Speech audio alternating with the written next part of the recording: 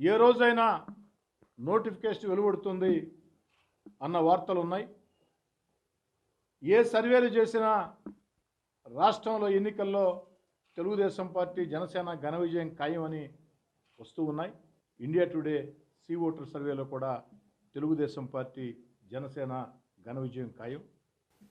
ఇవన్నీ వార్తలు చూసిన తర్వాత, సొంత సర్వేలు కూడా చూసుకున్న తర్వాత వైఎస్ఆర్ కాంగ్రెస్ పార్టీ ప్రభుత్వం ఓటమి తప్పదని భావించి ప్రజలని భయభ్రాంతులు చేసే రీతిలో, ప్రత్యర్థుల్ని భయభ్రాంతులు చేసే రీతిలో అధికారం చేతిలో ఉందని ఇష్టారాజ్యంగా వేధింపులకు పాల్పడుతూ ఉన్నాయి.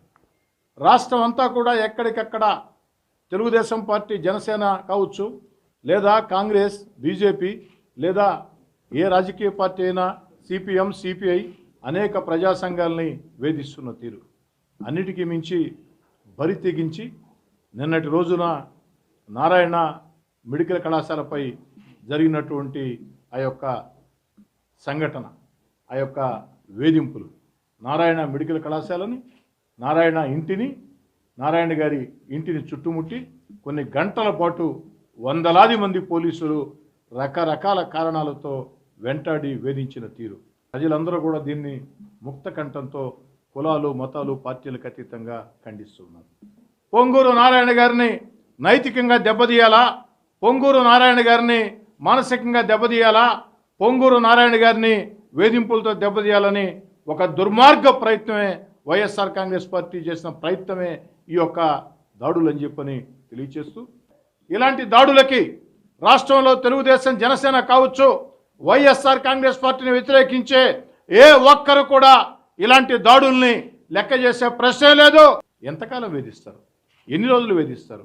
ఏ రోజైనా నోటిఫికేషన్ వెలువడే పరిస్థితి. ఒక పక్క వైఎస్ఆర్ కాంగ్రెస్ పార్టీని ఎంపీలు, ఎమ్మెల్యేలు, ఎమ్మెల్సీలు, నాయకులు ఎక్కడికక్కడ వీడుతున్నటువంటి తీరు మనం చూస్తూ ఉన్నాం. ఒక్కొక్కరుగా విడిపోతున్నారు, వెళ్ళిపోతూ ఉన్నారు. ఏ రోజున జరుగుతుందో తెలియదు. కాబట్టి ఈ పరిస్థితుల్లో భయపెట్టి ఎన్నిక చేయాలని వైఎస్ఆర్ కాంగ్రెస్ పార్టీ ప్రభుత్వం, ముఖ్యమంత్రి జగన్మోహన్ రెడ్డి గారు ఇలాంటి వేధింపులకు పాల్పడుతూ ఉన్నారు. ముఖ్యమంత్రి జగన్మోహన్ రెడ్డి గారికి ఒక్కటే చెప్తున్నా, ఇలాంటి వేధింపుల్ని ఎవ్వరూ లెక్క చేసే ప్రశ్నే లేదు. ముఖ్యమంత్రి జగన్మోహన్ రెడ్డి గారు ఇకనైనా ఈ ఉన్న 4 రోజులైనా హోందాగా వ్యవహరించండి. రాజకీయ ప్రత్యర్థుల్ని ప్రత్యర్థులుగా చూడండి తప్ప శత్రువులుగా చూసి వేధింపులకు గురి చేస్తే ప్రజలు హర్షించరు. దాన్ని ముఖ్యమంత్రి జగన్మోహన్ రెడ్డి గారు గుర్తుంచుకోవాలని చెప్పని కోరుతూ ప్రజలందరికీ కూడా మనవి చేస్తూ ఉన్నా.